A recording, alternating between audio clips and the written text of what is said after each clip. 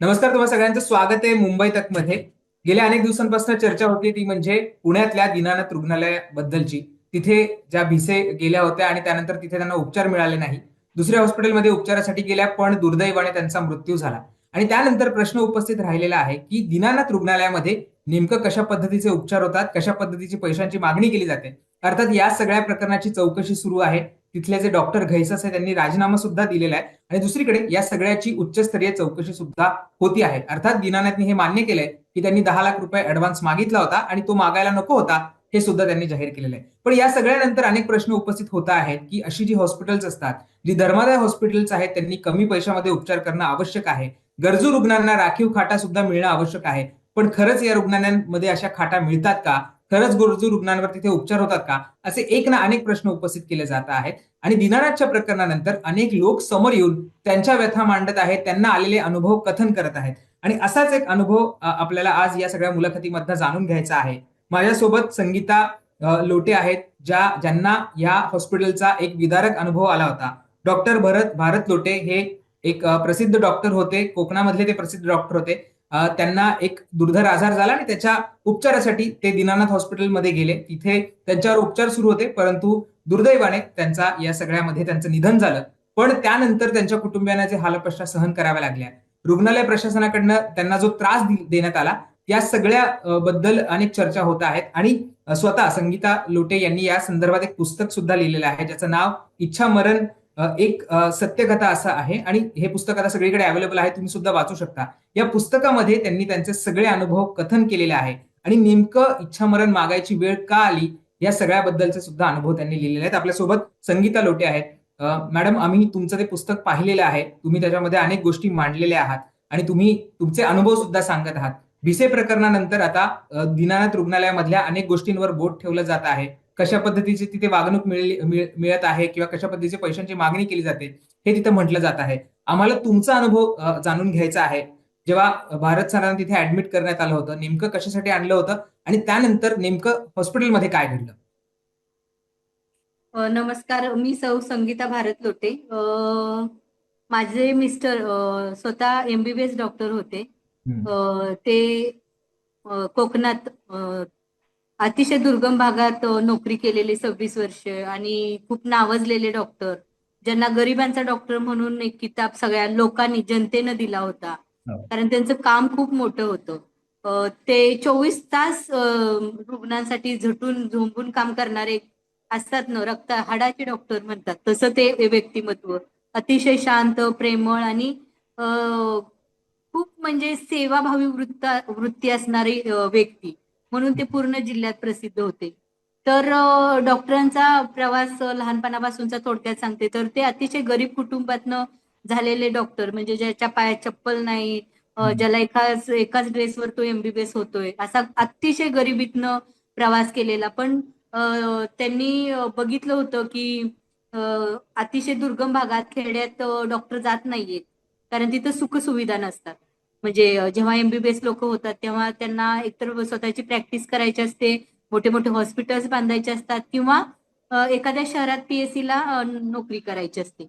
पण यांनी बघितलेलं की डॉक्टर अभावी किती लोकांचा मृत्यू होतो, आणि हे सगळं त्यांनी बघितल्यामुळं त्यांनी ठरवलं होतं की मी नोकरी करेन तर एखाद्या आदिवासी भागात, मग ती गडचिरोली असेल किंवा कोकणासारख्या भागात, पण मी खेड्यातच जाऊन नोकरी करणार.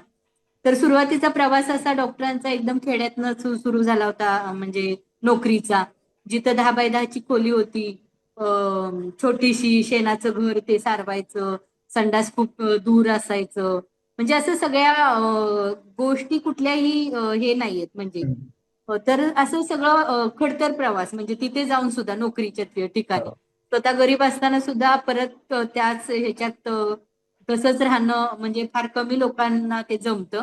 बरोबर. तर ह्या माणसानं असं एक सेवाभावी वृत्त घेऊन नोकरी करत असताना खूप लोकांना म्हणजे हे केलेलं आहे की स्वतःच्याकडचे मेडिसिनचे पैसे भरणं, किंवा स्वतः डॉक्टर असताना पुढे जर एखादा सिरियस पेशंट झाला तर रत्नागिरीला जर जीपला ड्रायव्हर नसला तर स्वतः ड्रायव्हिंग शिकले ते पेशंटला पोहोचवण्यासाठी.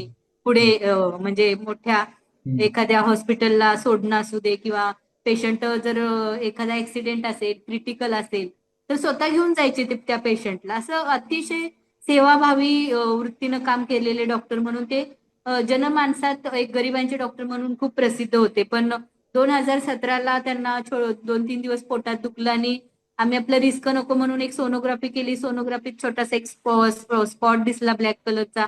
मग तिथल्या जे तज्ज्ञ होते अतुल शेठ, त्यांच्याकडे ज्यांच्याकडे सोनोग्राफी केलेली, तर त्यांनी आम्हाला पुढे जावा म्हणाले की सगळ्या टेस्ट करून घ्या सर एकदा, हम्म. कशाला छोटंसं काहीतरी दिसते पण शंकेला कारण नको म्हणून आम्ही दीनानाथ मंगेशकर हॉस्पिटलला गेलो. कारण माझी बहीण पुण्यात राहत होती आणि मग बहिणीच्या सोबतीनं तिच्या घरात राहून म्हणजे ते सगळं टेस्ट करणं वगैरे हे सगळं शक्य सहज होतं म्हणून आम्ही दीनानाथ मंगेशकर हॉस्पिटल निवडलेलं. आणि तिथं तज्ज्ञ डॉक्टरांचा मोठा हे आहे फौजफाटा असं कळालेलं आम्हाला.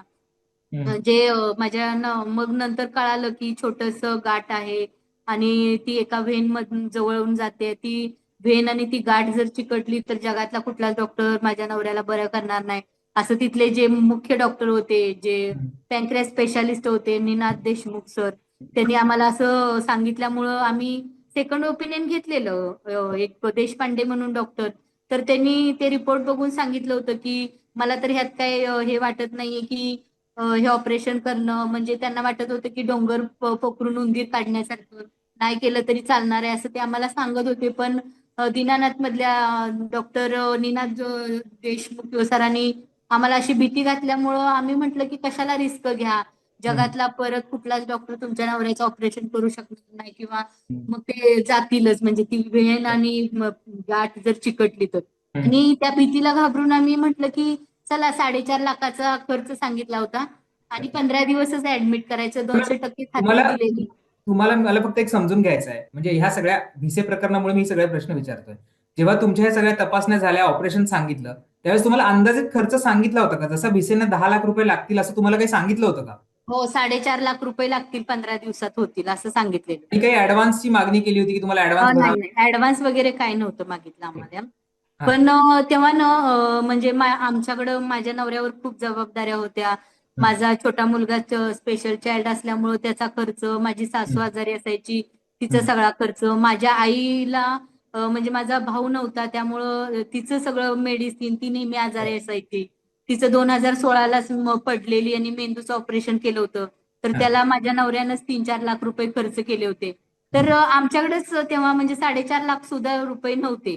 तर हम्म. 1.5 लाख रुपये माझी एक एफडी होती, त्यातनं आम्ही ते 1.5 लाख रुपये काढले होते आणि 3-3.5 लाख रुपये माझ्या मैत्रिणीकडनं एका उसने घेतले आणि अशा मी 4.5-5 लाख रुपयेचा बंदोबस्त करून दीनानाथला गेलो होतो. म्हणजे नंतर हम्म. जेव्हा टेस्ट वगैरे केल्याने त्यांनी सांगितलं की ऑपरेशन करणं खूप गरजेचं आहे. तर हा. असं 4-5 लाखाचा बंदोबस्त करून आम्ही ते रक्कम घेऊन गेलो होतो. त्यानंतर पहिलं ऑपरेशन त्यांचं 1 एप्रिल 2017ला झालं माझ्या नवऱ्याचं. हम्म. 29 मार्चला त्यांना ऍडमिट केलं 2 दिवस आधी आणि हम्म. 1 तारखेला ऑपरेशन केलं. ओके. तर ते ऑपरेशन आम्हाला 200% खात्री दिली होती. फक्त हा. 1%च काय लिकिंग प्रॉब्लेम असं सांगितलं होतं हम्म. नीना देशमुख सरांनी. हम्म. पण त्याला सुद्धा इलाज आहे. असं काही नाही की ते लिकिंग प्रॉब्लेम झाला तर तुमचं हम्म. माणूस मरणार वगैरे. हम्म. बरं होणार, फक्त त्याला ते थोडंसं इकडून काहीतरी काढायचं वगैरे बाहेर असं ओके. काहीतरी सांगितलं होतं. म्हणजे हम्म. जर काय प्रॉब्लेम झाला तर 1% जर तुमच्या पेशंटला प्रॉब्लेम झाला तर असं होऊ शकतं. बाकी 99% तरी पेशंटला काही होणार नाहीये हम्म. त्या ऑपरेशन मध्ये, अशी खात्री हम्म. दिल्यावर मी म्हटलं की कशाला ना आपण रिस्क घ्या, हो. आहे थोडंसं तर पटकन करून आपलं रिकामं व्हावं म्हणून आम्ही गेलो होतो ते. आणि ऑपरेशन वगैरे झालं. 3ऱ्या दिवशी खूप ताप आला आणि तो ताप काही कमीच नाही, ऑक्सिजन लेवल कमी झाली. त्यामुळे मग परत 2ऱ्या दिवशी आम्हाला ह्याच्यात ठेवलं होतं स्पेशल रूम मध्ये. पण नंतर त्यांना ते ऑक्सिजन लेवल कमी झाली आणि ताप खूप वाढल्यामुळं परत हम्म. आयसीयू मध्ये घेतलं. हम्म. आणि आयसीयू मध्ये असताना ना ते काही कमीच होत नव्हता ताप, म्हणजे हायर अँटीबायोटिक डोस चालू केले, इंजेक्शन्स वगैरे, हम्म. पण तो ताप काही कमी होत नव्हता. आम्हाला सांगितलं की थोडं इन्फेक्शन झाले पोटात. हम्म. पण तो ताप कमी होईने मग परत त्यांची सोनोग्राफी आणि अशीच काहीतरी बऱ्याच टेस्ट हा. वगैरे केल्या हम्म. आणि त्यांना कळालं असेल की ऑपरेशन सक्सेस झालं नाहीये. मग हम्म. त्यांनी 8व्या दिवशी रिओपन केलं, हम्म. दुसऱ्यांदा ऑपरेशन ओपन केलं. तुम्हाला आधी खात्री दिली होती की 200% ऑपरेशन व्यवस्थित होईल, त्यातनं हो काय? हो, आणि झालंय 100%. पहिल्या दिवशी जेव्हा ऑपरेशन हा. झालं तेव्हा सांगितलं 100% ऑपरेशन सक्सेस झालं. पण बरोबर. ऑपरेशनला पहिल्या दिवशी ना, जेव्हा 1 तारखेला ऑपरेशन हा, झालं तेव्हा ते बोलले होते की 8 तासात ऑपरेशन होईल, पण त्याला लागले 12-13 तास. तर अच्छा. आम्ही विचारलं की एवढा का वेळ, तर तेव्हा त्या निनाद देशमुख सरांनी सांगितलं की त्यांचा पॅन्क्रियास खूप बुळबुळीत होता, त्यामुळं हम्म, पॅन्क्रियास आणि आतडं हम्म, जुळलं जात नव्हतं आणि हम्म. ते टाके बसत नसल्यामुळं खूप त्यांना वेळ लागत होता. आणि अच्छा. आता टाके घातलेत आणि व्यवस्थित बसलेत आणि तुमचा पेशंट एकदम ठीक आहे, असं अच्छा. आम्हाला सांगण्यात आलं. हा. आणि आम्ही विश्वास ठेवला. आता आम्हाला काय त्यातलं कळतंय ना आत काय काय ह्यांनी केलंय ते. हम्म. नंतर मग 8व्या दिवशी ते ताप कमी होईना म्हणून परत रिओपन केलं. अच्छा. रिओपन केल्यावर जो आधी पहिल्या पहिल्या ऑपरेशन मध्ये हाफ पॅन्क्रियास काढला होता, तो हम्म. दुसऱ्या ऑपरेशन मध्ये सगळा पॅन्क्रियास काढला अच्छा. आणि एक स्पाइन म्हणून पार्ट असतो तो पण काढला. अच्छा. आणि परत आणखीन ते हे केलं. मग 8 दिवसात हे 2 ऑपरेशन झाले. तरी म्हणजे असे काही ते नॉर्मल इतके नव्हते. पण 15व्या दिवशी काय झालं, ते असे आम्ही दोघं गप्पा मारत असताना ना, ते असे थोडेसे हसले आणि पोटातनं चिळकांडी उडाली त्यांच्या. बापरे. आणि चिळकांडी उडाली अशी, जे बाप. काय पोटातनं असं एकदम धाडकन जसं एखादा बॉम्ब वगैरे हा. फुटतो ना, तशी चिळकांडी उडाली.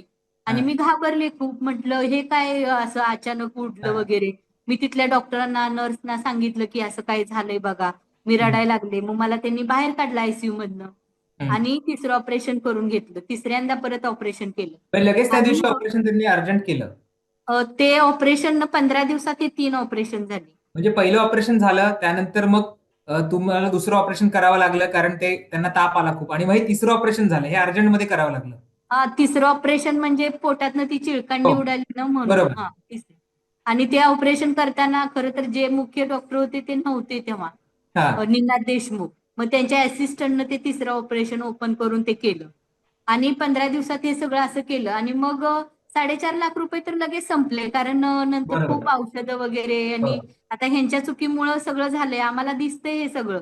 पण हम्म. आम्ही काही ऍक्शन घेऊ शकत नव्हतो की नाहीतर मग असं पण भीती वाटते ना आपल्याला की आपल्या पेशंटला काहीतरी मला होत छोटा जातं. प्रश्न विचारायचा आहे. जेव्हा तुमच्या गावाकडचे डॉक्टर होते, ते म्हटले छोटीशी गोष्ट आहे, फार काही वाटत नाही. जेव्हा हॉस्पिटलमध्ये आला दिनानाथला, तेव्हा ते म्हटले की इतकं काही मोठं नाहीये, ते ऑपरेशन आपण करून टाकू. दुसऱ्या हो. वेळेस तुम्हाला एक सेकंड ओपिनियन तुम्ही जे घेतलं, त्याच्यात ते डॉक्टर म्हणाले की गरजच वाटत नाही ऑपरेशनची. पण जेव्हा ऑपरेशन झालं त्यावेळेस अगदी ते बरे होण्यापेक्षा त्यांचं ते वाढतच गेलं, आणि त्याच्यासाठी 3 ऑपरेशन करावे लागले. हो, 3 ऑपरेशन केली. हम्म. पण मग या काळामध्ये तुम्हाला आणि जखम दिनानाथ. ओपनच ठेवलेली. ती ऑपरेशनची अशी मोठीच्या मोठी जखम होती. असं हा. पूर्ण पोट फाटलेलं आणि एवढं, म्हणजे बापरे. जेवढा पोटाचा भाग असतो ना तो हा. इथपर्यंत हा. सगळा ओपन होता, हा. शेवटपर्यंत. पण जेव्हा पहिलं ऑपरेशन झालं त्यावेळेस तुम्हाला सांगितलं होतं की सक्सेसफुल झालंय, आता ते बरे आहेत, हो, इतके दिवस तुम्हाला 100% घरी सोडू, सक्सेस झालंय असं सांगितलेलं. काही घरी कधी सोडू वगैरे असं काही सांगितलं होतं तेव्हा, किंवा हा, काय? 15 दिवसात सोडणार म्हणून सांगितलं होतं. 15 अच्छा. दिवस राहा. पण पण सगळे कॉम्प्लिकेशन्स नंतर निर्माण झाले त्याच्यात? हा, म्हणजे ह्यांच्याच चुकीने झालेले ते हम्म. कॉम्प्लिकेशन. हम्म. माझ्या नवऱ्याचं काय त्यात दोष ना, म्हणजे तुम्ही बरोबर. नीट केलं नाही ऑपरेशन म्हणून तर 3-3 ऑपरेशन 15 दिवसात करावी लागली ना, त्यात हम्म. त्यांची काय चूक आहे. बरोबर. तुम्ही तर डॉक्टर आहात, तुम्ही स्पेशालिस्ट आहात, तुम्ही हम्म. तज्ज्ञ आहात, तुम्ही परदेशातनं ह्या ऑपरेशनचं शिक्षण घेऊन आलायत. हम्म. तुम्ही साधे डॉक्टर नव्हतात की बाबा कोणतरी BMS आहे किंवा MBBS आहे. तुम्ही ह्यातले एकदम हुशार आणि तज्ज्ञ डॉक्टर होतात. म्हणून हम्म. आम्ही तुमच्याकडे आलो होतो ना. नाही का, हम्म. आम्ही चांगल्या डॉक्टरकडेच आपण जाणार ना एखादं. कारण गव्हर्नमेंटला ह्या सगळ्या सुखसुविधा नाहीयेत, म्हणजे हे ऑपरेशनच होत नाहीत गव्हर्नमेंट हॉस्पिटलला. त्यामुळे आम्हाला प्रायव्हेटला जावं लागलेलं. हम्म. अर्थात ते प्रायव्हेट हॉस्पिटल नाही, ते धर्मादाय हॉस्पिटल, हे पण आपल्याला इथे लक्षात घेतलं पाहिजे. हो, हो. पण त्यांनी आम्हाला काहीच तिथं सूट दिली नाही धर्मादाय असून पण. हम्म. पण जेव्हा म्हणजे तिसरं अक्षरशः मी नंतर पैशांसाठी भीक मागितल्या सगळ्या लोकांना. हम्म. म्हणजे तो पिरियड माझ्यासाठी खूप भयानक होता. एक स्त्री म्हणून नाही म्हणता येणार, मी तशी लढाऊ स्त्री आहे पूर्वीपासूनच. हम्म. मी पुस्तकात लिहिले, तुम्ही वाचलं असेल पुस्तक, हो. तर अशा अनेक लढाया लढले होते आणि जिंकले हो. होते, ज्या आपल्या असतात सगळ्या संसारात किंवा लहानपणीच्या. हम्म. तर खेळाडू असल्यामुळं माझ्यात ती लढण्याची प्रचंड क्षमता लहानपणापासूनच होती. त्यामुळं ह्या अशा लढाईंना मी घाबरत नव्हते. म्हणजे पण आलंय. तिसरं ऑपरेशन झाल्यानंतर मग काय झालं? मग सांगितलं आता झालंय व्यवस्थित का काय, त्यानंतर काय झालं? त्यानंतर त्यांनी सांगितलं की छोट्या आतड्याला थोडंसं डाळी एवढं होल पडलंय, पण ते बरं होईल असं हम्म. सांगितलं आम्हाला. म्हणजे जेव्हा पॅन्क्रियास म्हणजे पहिलं ऑपरेशन जेव्हा आतडं जुळलं नाही ना, हो. तेव्हा इन्फेक्शन आतड्याला पूर्ण झालेलं, ते जुळलंच नाही ना. हम्म. सगळं इन्फेक्शन आतडं सगळं हे झालं होतं. पण त्यांनी हम्म. आम्हाला दाखवलं नाहीये की हम्म. हे असं सगळा प्रकार झालाय. त्यांच्या चुकीमुळं ते कसे आम्हाला सांगणार आहेत ना. हा. आणि आम्हाला एक आशा दिली होती की तुमचा पेशंट 100% बरा होणार. हा. त्यामुळं आम्ही म्हणजे मी अगदी माझा नवरा पण जिकरीची 2.5-3 महिने हम्म. लढाई केली. म्हणजे हम्म. तो खरा योद्धा आहे, म्हणजे सगळा जगातला भारी योद्धा. हम्म. कारण ती लढाई काही सोपी नव्हती. खूप मोठं ऑपरेशन होतं आणि खूप यातना त्यांना सहन कराव्या लागलेत. म्हणजे प्रचंड यातनेतनं ते त्या 3 महिन्यात सर्व्हायव्ह करायला लागले त्यांना. पण मग तर तो प्रवास नाही, पूर्ण करा. माझ्यासाठी पण खूप भयानक होता. पण मग तिसऱ्या ऑपरेशन नंतर ते बरे झाले, घरी सोडलं, तुम्हाला काय झालं? नाही, ते बरेच झाले नाहीयेत. त्यानंतर 15 दिवसानं न फक्त खूप मेडिसिन 20-25 हजाराचं दररोजचं मेडिसिन द्यायचे. आणि आम्हाला सांगायचे की तुमचा पेशंट बरा होणार आहे. मग हम्म. आपल्याला कुठल्या माणसाला वाटतं का आपला पेशंट जाणार आहे की हा. किंवा काय होणार आहे. मग पैसे नसताना मी वेगवेगळ्या मैत्रिणींना फोन करून उसने पैसे घ्यायचे. औषधाचं कसं तरी मॅनेज करायचे. आणि 4.5 लाख रुपये तर लगेच संपले होते. मग वेगवेगळ्या मैत्रिणींकडनं घ्यायचे. मग हम्म. नंतर माझ्या नवऱ्यानंच सांगितलं की पीएफ मध्ये पैसे आहेत तेवढे सगळे हा. काढ. मग हम्म. 11.5 लाख मी पीएफ मधनं काढायला म्हणजे अर्ज केला वगैरे. ते पण लवकर हम्म. मिळाले नाहीत पैसे. हम्म. मग गव्हर्नमेंटचं तुम्हाला माहिती आहे हो. प्रोसेस कशा असतात, लेंदी. हो. मग मी एकदा रत्नागिरीला गेले माझ्या एका मैत्रिणीला घेऊन. हम्म. आणि तिथं DHO ना रिक्वेस्ट केली, जे आमचे हेड ऑफिसर असतात त्यांना, की सर माझ्याकडे पैसे नाहीत आणि ते जेवढे पैसे आहेत ह्याच्यात ह्याच्यात PF मध्ये. प्रॉव्हिडंट फंड मध्ये तेवढे हम्म. सगळे मला काढायचे आणि हम्म. लवकरात लवकर तुम्ही मला द्या. तर ते म्हणाले हो तुमचं काम मी स्वतः जातीनं लक्ष देऊन करून घेतो वगैरे. हा. आणि पैसे नसताना ना तेव्हा मला असं वाटायचं की आता मी पैसे कुठनं आणू, कारण रोज मी कुणाकडनं पैसे घेणार आहे ना. हम्म. मग माझ्या मैत्रिणी सोबत मी जेव्हा गेले होते पैशाचं हे करायला, तेव्हा मी मैत्रिणीला म्हटलं की अगं मला कोणी विकत घेईल का, जरा एखादं कोण घेईल का बघ की. असं म्हणजे मला वाटत होतं की मी स्वतःला विकेन पण माझ्या नवऱ्याला वाचवायचंय मला, हम्म. काहीही झालं तरी. हम्म. तर ती म्हणाली इथल्या काही गोष्टी करू नकोस, आपण सगळे आहोत, आम्ही तुला मदत करू, तू नको टेन्शन घेऊस. तुला हम्म. पैशांची गरज आहे आता कळते आम्हाला, आपण सगळ्या मिळून लढूया ह्याच्यातनं, तुला आम्ही बाहेर काढतो. आणि मग मी असे बऱ्याच जणांना फोन करायची की मला पैसे हवे आहेत, मला गरज आहे. आणि मग द्यायच्या मैत्रिणी. मग वेगवेगळ्या, माझ्या एक कांचन मदार म्हणून मैत्रीण आहे, डॉक्टर आहे ती. तिनं IMA संघटनेकडनं 1 लाख रुपये मला मिळवून दिले. हम्म. नंतर तिनं स्वतः 2 लाख रुपये दिले. माझी मानसकन्या वैशाली सांगवीकर म्हणून आहे, तिनं हम्म. मला 3 लाख रुपये दिले.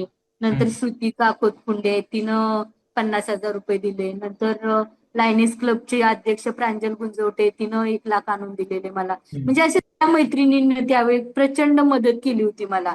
तर मला पैशांचे प्रॉब्लेम यायचे पण कोण नाही कोण मदत करत होतं. मैत्रिणींपैकी मी रिक्वेस्ट करायची, मला आता 1 लाख रुपये द्या, म्हणजे ह्या मैत्रिणीला फोन कर पण त्या. कारण भारत सर किती महिने होते हॉस्पिटलमध्ये, किती महिने काळ 29 मार्च ते 19 जून पर्यंत होतो आम्ही तिथे. म्हणजे 3 महिने झाले. 19 जूनला त्यांचं हे झालं. तर त्यामुळं जवळजवळ 2.5-3 महिन्याचा तो प्रवास होता. तर सगळं मी हे एका हे मुलाखतीमध्ये करताना ऐकलं, तुम्ही म्हणालात की जेव्हा पैसे भरत नव्हतात तुम्ही, किंवा मेडिसिनसाठी जे पैसे लागायचे, त्यानंतर उपचार थांबवले जायचे त्यांचे, हे खरं होतं का? हो, पैसे नसले तर मेडिसिनच द्यायचे नाहीत. मग हम्म. मी आधीच बंदोबस्त करायची, आता उद्या पैसे नाहीयेत आपल्याकडे अजिबातच. मग कुठल्या तर मैत्रिणीला फोन करायचे भीत मला हम्म. 1 लाख रुपये दे ना, 50,000 रुपये दे ना, आता मला खूप गरज आहे, माझ्याकडे अजिबात पैसे नाहीत, पैसे नसले की मेडिसिन देत नाहीत. मग हे हम्म. सगळं चालायचं असं. हम्म.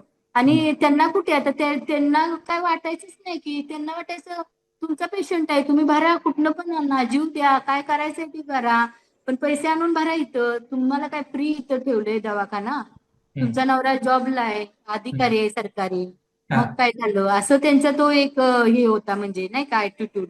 हम्म. आणि आपला पेशंट जेव्हा ऍडमिट असतो तेव्हा आपण काही असेल ते हे करतो, घाण ठेवतो. मग घर होतं माझं, ते हम्म. विकायला मी काढलं होतं. पण लगेच काय घर विकलं जाणार आहे का सांगा बरं बरोबर. तुम्ही. हम्म. ऑन दी स्पॉट मला गरज होती खूप पैशांची, म्हणून छोटसच आपलं 2 BHK होतं ते पण विकायला काढलं होतं. त्याची जाहिरात दिली होती मी सागर पेपरला रत्नागिरीच्या, की हम्म. कुणाला घर हवं असलं तर अर्जंट म्हणजे मला संपर्क साधा. म्हणजे माझ्या परीने मी सगळे प्रयत्न करत होते. आणि मी हम्म. नवरा घाबरेल की आपल्याकडे पैसे नाहीत म्हणून मी हम्म. नवऱ्याला खोटं सांगितलं होतं की तुमच्या संघटनेकडनं 25 लाखाचा चेक आलाय, बरं, आणि तुम्हाला त्यांना किती रिलॅक्स केलं केलं होतं. हॉस्पिटलने? हॉस्पिटलने बिल किती केलं तुमचं या सगळ्यामध्ये? जवळजवळ 35-40 लाख रुपये बिल झालं होतं 2.5-3 महिन्यात. हम्म. मग एका छोट्याशा ऑपरेशनसाठी तुम्हाला 35 लाख रुपये भरावे लागले या सगळ्यामध्ये? हो हो हो हो. आणि तुमचं म्हणण्यानुसार की हॉस्पिटलची चूक होती या सगळ्यामध्ये, जे ऑपरेशन चुकवले आणि बघा ना तुम्ही त्या. आता हे तुम्ही नाही कोण छोटं बाळ सुद्धा सांगेल की ह्यात आमची काही चूक आहे का. हम्म. हम्म. पण मग 3 ऑपरेशन. सरांचं. हम्म. मग. तुम्हाला तो पॅनक्रियास जुळत नव्हता तर एक तर तुम्ही म्हणजे तुम्हाला ओपन केल्यावर समजायला पाहिजे तुम्ही एवढे मोठे स्पेशालिस्ट आहात बरोबर ना.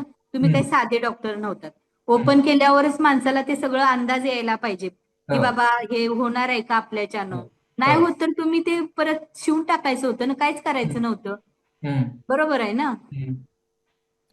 हम्म. तुम्ही ते जुळवत बसलात बरं, ते पहिल्यांदाच पूर्ण पॅनक्रियास काढला असता तर हम्म. फक्त ते मला बोलले सुद्धा की तुमच्या नवऱ्याचा मी पॅनक्रियास, ते अभिमानानं बोलले होते पहिल्या हम्म. ऑपरेशनच्या वेळी हा. की मी तुमच्या नवऱ्याचा पॅनक्रियास वाचवला, हाफ पॅनक्रियास काढून. कारण हम्म. त्यांना इन्सुलिनचं इंजेक्शन द्यावं लागलं असतं आयुष्यभर. मग ते हम्म. इन्सुलिन आयुष्यभर चाललं असतं ना. तुम्ही हम्म. त्याच वेळी निर्णय घ्यायचा होता ना, तुम्ही हम्म. डॉक्टर आहात. हम्म. तुम्हाला कळलं पाहिजे होतं की पॅनक्रियास बुळबुळीत आहे, जुळत नाही. मग तुम्ही हम्म. का जुळवत बसला. हा. मुळात हा पहिला प्रश्न. तर तुमचे हे पैसे कमी केले?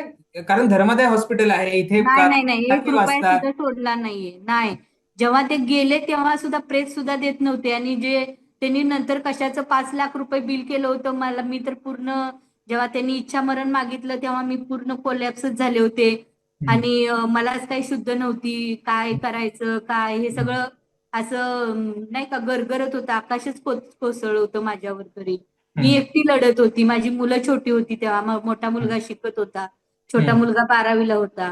मग हम्म. ही लढाई पण एकटीनं मला लढणं जसं तसं काय. कळतंय आता, आपण भिसे कुटुंबियांकडे 20 लाख रुपये मागितले, जे ज्यांचं बाळ म्हणजे अजून जगात यायचं होतं, त्यांची अजून डिलिव्हरी व्हायची होती, जे बाळ जन्मलंच नव्हतं त्याचे 20 लाख रुपये मागत होते, त्याचा बघा ऍडव्हान्स तरी. 10 लाख रुपये भरत होते. सामान्य माणूस इतके पैसे एका दिवसात कसे उभं करू शकतो? ऍडव्हान्स तेच भरायला तेच तयार होते, 3 लाख रुपये ते भरायला तयार होते, पण तरी सुद्धा त्यांना दाखल केलं नाही. 5.5 तास त्यांना कुणी बघितलं पण नाही. हे सगळं होतं आणि तुम्ही इतके विदारक अनुभव सांगताय तुमचे, की तुम्ही एका. म्हणजे सर एखाद्याकडे पैसे नसले तर त्यांना आत्महत्या करायची किंवा मरायचं तिथं बाहेर हम्म. तळमळून तळमळून. हेच हम्म. ना.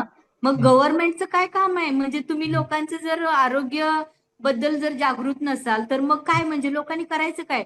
आता हम्म. माझ्याकडे पैसे नसले, मी रडायची खूप, मी काहीतरी करायची मॅनेज. पण हम्म. एखाद्याला मॅनेजच होत नसले तर तो काय करणार आहे माणूस. म्हणजे हम्म. मी माझ्या ठिकाणी एखादी गरीब बाई जर म्हणजे मला हे वाटतं की माझ्याबद्दल खूप वाईट घडलं वगैरे.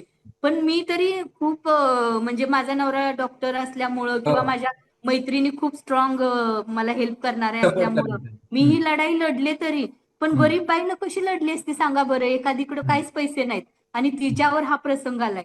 म्हणजे हम्म. तिनं तिच्या नवऱ्याला तिथं मारूनच टाकायचं ना हम्म. रस्त्यावर नेऊन. हेच हम्म. ना, म्हणजे काय करणार आहे ती दुसरं.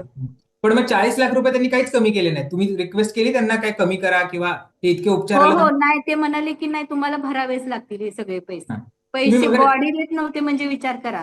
प्रेत हम्म. देत नव्हते नंतर. हम्म. हम्म. जेव्हा पण. ओमप्रकाश शेट्टे जे राजीव गांधी योजनेचे प्रमुख आहेत हा. त्यांच्याशी माझा कॉन्टॅक्ट होता ह्याच्यात हम्म. सगळ्या धडपडीत. मी जेव्हा हम्म. मंत्रालयात वगैरे गेले हो. होते मदत हो. मागायला तेव्हा त्यांची ओळख झालेली. आणि हम्म. त्यांना मी ही सगळी करून कहाणी माझी हम्म. सांगितलेली. तर हम्म. त्यांनी खूप म्हणजे हिरारीनं भाग घेऊन हम्म. ओमप्रकाश शेट्टींनी मला मदत हम्म. मिळावी म्हणून खूप हम्म. पुढाकार घेऊन सगळ्या ऑफिसरना फोन करून की हो. ह्या बाईला आता खूप तातडीची मदत हम्म. हवी आहे, तुम्ही हम्म. द्या. पण ते कुणाचंही ऐकत नव्हते, ना वरचे अधिकारी हम्म. ना मंत्र्यांना सुद्धा मी अर्ज घेऊन गेली होती. आरोग्य हा. मंत्री जे होते ना त्यावेळेचे, हम्म. मी नाव नाही घेणार, पण त्यांच्याकडे सुद्धा अर्ज घेऊन गेले होते हम्म. की सर ह्या अर्जावर. आणि मी त्या अर्जावर मेन्शन केलं होतं की माझ्या हम्म. नवऱ्याला आनंदीबाई जोशी पुरस्कार मिळालाय. म्हणजे हम्म. त्याला जो पुरस्कार कुठल्या डॉक्टरला मिळतो, ज्यानं हो. खूप काम केलंय, मोठं काम स्वतः केलं. सगळं म्हणजे वाहून काम केलंय, हो. बेफाम काम केलंय समाजासाठी, त्याला हम्म. आनंदीबाई जोशी पुरस्कार मिळतो. आणि तो हम्म. पहिलाच पुरस्कार ज्यावेळी विमल मुंदडा मॅडम होते आरोग्यमंत्री, हम्म. त्यांनी जाहीर केलेला, आणि तो पहिला पुरस्कार आमच्या पीएससी ला मिळालेला. फक्त हम्म. डॉक्टरलाच नाही तर अख्ख्या पीएससीचं, म्हणजे पीएससीचं काम किती चांगलं होतं. हो. आणि म्हणून तो पहिला पुरस्कार पीएससी ला मिळाला होता. म्हणजे इतकं काम केलेलं. मी त्या अर्जावर मेन्शन केलं होतं की माझ्या नवऱ्याला आनंदीबाई जोशी पुरस्कार मिळालाय, माझ्या नवऱ्याला र धो कर्वे पुरस्कार मिळालाय, आणि अतिउत्कृष्ट प्रत्येक वर्षी जेव्हा तुम्ही हम्म. 100% काम करताना तेव्हा तुम्हाला अतिउत्कृष्ट शेरा मिळतो, हो. जो शेरा असतो दरवर्षी. हम्म. तर तसा प्रत्येक वर्षी शेरा मिळालेला, असा पण मग एवढा काम करणारा डॉक्टर, गरिबांचा डॉक्टर, असं सगळं मेन्शन करून त्या मंत्र्यांकडे तो अर्ज दिला होता. तर त्या मंत्र्यांनी चक्क अर्ज बघून म्हणाले, हा माझ्याकडे विभाग नाही. म्हणजे आता मंत्र्याकडे, आरोग्य मंत्र्याकडे आरोग्य विभाग नसणं, ह्यासारखी दुर्दैवी गोष्ट कुठली असू शकेल का, बरोबर. बघा जरा. पण म्हणजे तुम्ही ह्या सगळ्या विचार अनुभवावर करण्यासारखी गोष्ट आहे. तुम्ही या सगळ्या अनुभवावर पुस्तक लिहिले इच्छामरण. आता मला त्याच्याकडे यायचं आहे. नेमकं तुम्हाला का लिहावंसं वाटलं असं इच्छामरण, एक सत्यकथा, हे असं का लिहावंसं वाटलं? म्हणजे तुम्हाला काय डोक्यात विचार होते या सगळ्यामधले? तुमचे अनुभव तुम्ही त्यात कथन केलेले आहेत. इतकं असह्य झालं सगळ्या गोष्टी की शेवटी इच्छामरणच मागायची वेळ आली. खरं तर ना, तेव्हाच मी हा लढा लढायला पाहिजे होतं. पण तुम्ही पुस्तक वाचलं असलं तर प्रचंड प्रेम एकमेकांचं ना, हम्म. त्याच्यामुळे मी प्रचंड डिप्रेशन मध्ये गेली होती. हम्म. आणि मुलाला तरी त्या डिप्रेशन मध्ये सुद्धा, मोठ्या मुलाला म्हणायची, मला लढायचंय ह्याच्याबद्दल, मला लढायचंय, मला केस हम्म. घालायचे. हम्म. पण मुलानं बऱ्याच जणांना चौकशी केली होती, तर बऱ्याच जणांनी, मोठ्या जाणत्या जाणकारांनी हम्म. सांगितलं की तुझी आई कुठं पुरणार आहे एकटी लढा हम्म. द्यायला, मला हे काय दिनानाथच्या विरोधात लढा उभारायचा होता, तुम्हाला केस करायची होती दिनानाथवर. हा, मला हे सगळं करायचं होतं. पण हम्म. सगळ्या माझ्या नवऱ्याच्या मित्रांनी म्हणा किंवा काय, माझ्या मुलाला सांगितलं की बाबा तुझी आई किती पजेसिव्ह आहे तुझ्या बापाबद्दल, ती आताच वेड्यासारखी करते, आणि परत केस ही कोण खेळणार, हम्म. ती ती परत आणखीन मेंटली खूप डिस्टर्ब होऊन हो. कदाचित मरून जाईल. तर कशाला ह्या भानगडी वगैरे करतोयस, आणि हम्म. तुमचा काय टिकाव लागणार आहे ह्या मोठ्या हॉस्पिटल विरुद्ध लढायचा, हम्म. हम्म. आपल्याकडे काय प्रूफ आहे, ते सगळे बदलतील तिथं सगळ्या फायली बिली. हम्म. आणि मग पोरगा, मोठा मुलगा मला मला म्हणायचा, मम्मी राहू दे, नको. पण मी हम्म. त्याला सारखी मागं लागायची की नाही, मला लढायचंय लढायचंय. पण मग हम्म. सगळ्यांनी मला हे केलं होतं की नको, हे असलं तू तू डिप्रेशन मध्ये जाशील, मरून जाशील, हम्म. आधीच तू डिप्रेशन मधनं बाहेर येईनायस, तुला हम्म. किती काय काय आम्ही करतो, हे ते सगळं. म्हणजे मला तेव्हा हे पण चालू होतं, काउन्सिलिंग वगैरे. हो. पण मी त्या डिप्रेशन मधनं बाहेरच यायची नाही. माझं काउन्सिलिंग झालं ना, मला दोन साहजिक आहे, तीन दिवस तुम्ही इतका मोठा लढा दिला होता त्यामुळे साहजिक आहे हे सगळा मनावर प्रभाव होणं महत्वाचं आहे. मगाशी तुम्ही हा, ओझरचा उल्लेख केला की तुम्ही पैसे भरले नाही म्हणून त्यांनी डेड बॉडी द्यायचं पण नाकारलं, तो काय अनुभव आहे? तर ते सगळं मी लिहिलंय पुस्तकात. तर हे सगळं असं मग जेव्हा झालं ना, मग मला खूप वाटायचं की आपण लिहायला तर पाहिजे, मग हम्म. आपल्याला लिहायला तर पाहिजे. लढू दिलं नाही तर आपण पुस्तकात तरी मांडूया या सगळ्या हम्म. गोष्टी. पण हम्म. सगळ्यांनी मला शपथ घातली होती की तू पुस्तक वगैरे काय लिहायचं नाही, आणि परत डिप्रेशन मध्ये जायचं नाही, जे झालंय ते आता काहीच करू शकत नाही. हम्म. आणि एक दिवस काय झालं, मागच्या वर्षीनं माझा 50वा वाढदिवस होता, आणि हम्म. मी प्रचंड डिप्रेशन मध्ये होती, मला लय हम्म. वाईट वाटत होतं. मला नवऱ्याची खूप आठवण येत होती, कारण त्यानं माझा प्रत्येक वाढदिवस खूप असा सेलिब्रेट, म्हणजे छोट्या छोट्या गोष्टी देऊन, गुलाबाचं फुल, आणि मला सगळं आठवत होतं. आता असता तर 50वा वाढदिवसाच्या मला हम्म. असं केलं असतं, तसं केलं. हा. आणि त्या दिवशी मी प्रचंड डिप्रेशन मध्ये होते. आणि छोटा मुलगा न त्या दिवशी खूप रडला, त्याला पण खूप आठवण येत होती, मम्मी पप्पा असते तर किती छान झालं असतं वगैरे. आणि त्याला कळत होतं, माझ्या छोट्या मुलाला, की आपल्यामुळे आपली आई जगते, हे सगळं हम्म. नाटक करून जगत्या नाही का, मी असं खुश हो. राहण्याचं नेहमी नाटक करते, पण हम्म. आतनं मी खूप तुटल्या वगैरे, हे छोट्या मुलाला, मोठ्या मुलाला माहित आहे. हम्म. तर छोटा मुलगा मला म्हणाला, मम्मी आपण दोघं आत्महत्या करूया का, हम्म. पप्पा नाहीत तर, तू पण निराश असतेस, येते. तर मग हम्म. मला असं वाईट वाटलं, की म्हटलं अरे तुझ्यासाठी तर मी एवढं जगत्या, हा लढा मी तुझ्यासाठी देत्या. म्हणजे मी पुस्तकात लिहिलंय की मी हम्म. का जगते वगैरे. माझा मुलगा जो 2 नंबरचा आहे तो स्पेशल चाइल्ड आहे. तर मला ते जगणं काही करून भागच आहे. म्हणजे मी असं त्याला अर्ध्यावर सोडून जाऊ शकत नाही एक आई म्हणून. हो. बायको म्हणून प्रचंड प्रेम करणारी मी बायको आहे नवऱ्यावर. पण मी प्रचंड प्रेम करणारी एक आई पण आहे. आणि मी माझ्या जो स्पेशल चाइल्ड आहे त्या मुलाला जर मी आत्महत्या केली तर मी तोंड नाही दाखवू शकत माझ्या नवऱ्याला. म्हणजे अर्धा लढा देऊन मी नाही जाऊ शकत. तर मला ते खूप वाईट वाटलं ना, असं मनाला लागलं की नाही आता लिहायला पाहिजे आपण हे काहीतरी. आणि हम्म, मी आता 1.5 महिन्यात लिहिला, अक्षरशः 1.5 महिन्यात रात्रभर जागून घ्यायची. जे हम्म, जसं झालंय तसं लिहून काढायची, जसं झालंय तसं लिहून. आणि जेव्हा लिहिलं ना तेव्हा मग मी जे हे आहेत राजा गायकवाड म्हणून माझे एक फेसबुक फ्रेंड होते, त्यांचं हा, एक गडीवरनं पुस्तक आलेलं आणि ते हम्म, मी वाचलं होतं. मग मी त्यांना फोन करून सांगितलं की सर मी पण एक पुस्तक लिहिले आणि मला एक प्रकाशक पाहिजे. तर हम्म. सरांनी तांदळे मॅडमचा नंबर, जे हो. न्यू इरा आहे, न्यू जे इरा शरद तांदळे आहेत तांदळ्यांच्या रावण म्हणून पुस्तकाचे लेखक, त्यांची हो, मिसेस हो, न्यू इरा चॅनल हे चालवते, प्रकाशन हो. संस्था. तर त्यांना मी त्या सरांनी सांगितलं की ह्या मॅडमनी पुस्तक लिहिलंय आणि खूप छान लिहिलंय, हम्म, स्वानुभव आहे आणि तुम्ही त्यांचं बघा. आणि हम्म, मॅडमना मी सांगितलं की मला 15 दिवसात छापून पाहिजे. मग त्यांनी ते हम्म. 15 दिवसात तयार करून हे पुस्तक आपण प्रकाशित केलं. आपण कारण मला वाटत होतं की ही गोष्ट मांडली पाहिजे आपण. लोकांपर्यंत नाहीतर जसा पोहोचतो. अन्याय करणारा जेवढा गुन्हेगार असतो, तेवढा सहन करणारा त्याच्या 10 पट. आणि मी ती निश्चित. गुन्हेगार आहे नक्कीच. मी लढायला पाहिजे होतं तेव्हा. अर्थात आता भिसे जे कुटुंब आहे ते लढत आहे, त्यांनी जो आवाज उठवला त्याच्यामुळे आता अनेक गोष्टी समोर आलेल्या आहेत. तिथले घैसाच डॉक्टरांचं निलंबन झालेलं आहे, चौकशी सुद्धा चालू आहे. त्यातनं काय समोर येईल, खरंच कोणावर कारवाई होते का हे बघावं लागेल. पण तुमच्या अनुभवामुळे सुद्धा हे समोर येते की भिसे काही एकटं कुटुंब नाहीये. याच्या आधी सुद्धा अनेक लोकांवर असे तिथे अन्याय झालेले आहेत, अनेकांना लुबाडले गेलेले आहे, हे सगळं समोर आलेलं आहे. अर्थात तुम्ही ते इतकंही सांगितलं की ज्या एखाद्या व्यक्तीचा मृत्यू होतो त्याचे कुटुंबीय दुःखात असतात आणि त्यांच्याकडे सुद्धा पैशाची मागणी केली जाते, त्याशिवाय प्रेत दिलं जात नाही. याच्यासारखी भयानक गोष्ट मला वाटतं असू शकत नाही. पण अगदी शेवटी मला विचारायचं तुमच्याकडे, आता ह्या सगळ्या गोष्टींमुळं भिसे प्रकरणामुळे ह्या सगळ्या गोष्टी समोर येत आहेत. दीनानाथ हॉस्पिटल हे धर्मादाय हॉस्पिटल, तिथे खाटा राखीव आहेत, तिथे जे गरीब लोक आहेत त्यांच्यावर उपचार होणं अपेक्षित आहे, त्यांना कमी पैशामध्ये उपचार होणं अपेक्षित आहे. तसं काही होताना दिसत नाहीये.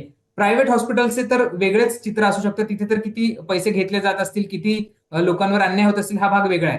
पण आता तुम्हाला ह्या सगळ्या प्रकरण समोर आल्यानंतर काय वाटतं, म्हणजे लोकांनी लढलं पाहिजे, याच्यावर आवाज उठवला पाहिजे, लोकांनी समोर येण्या गोष्टी सांगितल्या पाहिजे, तरच ही व्यवस्था बदलू शकते. हो हो नक्कीच. म्हणजे माणसाकडे जर पैसा नसला तर त्यानं मरायचं का, मुळात हा प्रश्न. हम्म, हम्म, म्हणजे आरोग्य व्यवस्था जर तुम्ही सुधारली नाही, म्हणजे असे डॉक्टर चांगले यायला पाहिजेत, जे हम्म, सेवाभावी वृत्तीनं काम करणारे. हम्म, ज्यांना फक्त स्वतःलाच पैसे मिळवून मोठं व्हायचंय असे डॉक्टर काय कामाचे आहेत? म्हणजे माझ्या नवऱ्याला सगळे म्हणायचे की ह्या माणसानं रुग्णसेवा ही ईश्वर सेवा, म्हणजे हम्म. बघा काय वाक्य मी बोलते. हो. रुग्ण सेवा ही ईश्वर सेवा असली पाहिजे. डॉक्टर होताना तुम्ही हे शपथ घेता आणि तुम्ही नंतर पैशासाठी जे काय मांडलं हे नैतिकतेचा ऱ्हास. आणि हा नैतिकतेचा ऱ्हास पण मला बोलायचा होता, जो चाललाय समाजात, म्हणजे फक्त हो. आपल्या भारतासारख्या देशातच नाही तर हम्म, वर्ल्ड मध्ये हे सगळं चालू आहे. तर हम्म, काय म्हणजे पैसे हे सगळं सर्वस्व आपल्यासाठी होऊन बसलंय. म्हणजे पैशाला आपण इतकं मोठं केलंय की माणसाच्या जीवाची किंमत शून्य झाल्या पैशापुढे, असंच हम्म. म्हणावं लागेल ह्या सगळ्या. तर निश्चित. हे होता कामा नये. मला असं वाटतंय स्वतःला पर्सनली की ज्या प्रसंगाला मी गेली सामोरी, तसा प्रसंग कुठल्याही बाईवर, जगातल्या कुठल्याही स्त्रीवर येऊ नये. आणि हम्म, असा प्रसंग आला तर सगळ्या समाजातल्या घटकांनी त्याच्यासाठी लढलं पाहिजे. हम्म. मुळात ज्या हॉस्पिटलमध्ये असं होतंय, म्हणजे फक्त दीनानाथच नाहीये, तर असे अनेक हॉस्पिटल्स आहेत की जिथं हा सगळं हे चालतंय, अनैतिकच गोष्टी चालतात ह्या सगळ्या. तर ह्या गोष्टींना कुठेतरी लगाम सरकारचा बसला पाहिजे असं मला पर्सनली वाटतंय. निश्चितच की बरोबर. तुम्ही जर महत्वाचा लगाम नाही मुद्दा बसला मांडला तर की मग केवळ हे काही कधीच बंद होणार नाही. दीनानाथ एक प्रातिनिधिक उदाहरण आहे. असे अनेक हॉस्पिटल्स असतील, असे अनेक पेशंट्स असतील की त्यांना याबाबतचे अनुभव आलेले असतील. आपल्या जवळच्या माणसाला आपण खोणं किंवा त्याला आपल्यातनं जाऊ देणं ह्याच्यासारखं मोठं दुःख नाहीये. त्याच्यासाठी अर्थात तुम्ही अपार मेहनत घेतली, तुम्ही सर्वतोपरी प्रयत्न केले, पण तुमच्या प्रयत्नांना यश आलं नाही. पण आपण बघतो की या सगळ्यामधनं आपल्याला धडा घ्यायची गरज आहे. आणि ज्यावेळेस असे कुठे अन्याय होईल, अशा कुठल्या गोष्टी होतील, त्याच्यावर आवाज तर उठवायला पाहिजे. आणि दुसरीकडे सरकारने सुद्धा ह्या सगळ्या मुलाखती बघून, हे सगळे अनुभव बघून, लोकांच्या व्यथा बघून याच्यावर आता कुठेतरी चाप बसवला पाहिजे, अशा हॉस्पिटल्सवर कारवाई केली पाहिजे. तरच कदाचित सामान्य माणसाला जो उपचार घेणं आहे तो त्यांना घेता येईल आणि त्यांना जे त्यांचं आरोग्य आहे ते सांभाळतील. अर्थात संगीता मॅडम, तुम्ही वेळात वेळ काढून तुमचे अनुभव शेअर केले, तुम्हाला तुमच्यासोबतचे जे प्रसंग आमच्यापर्यंत सांगितले त्याबद्दल तुमचे खूप खूप आभार. आणि तुम्ही सगळ्या प्रेक्षकांना ह्या अनुभवांबद्दल काय वाटतं, जे सगळी प्रकरणं समोर येतात त्याच्याबद्दल काय वाटतं, काय केलं पाहिजे, सरकार म्हणून काय भूमिका बजावली पाहिजे, हे सुद्धा आम्हाला कमेंट करून सांगायला विसरू नका. आणि मुंबई तकला सबस्क्राईब केलं असेल तर ते सुद्धा करायला विसरू नका. धन्यवाद.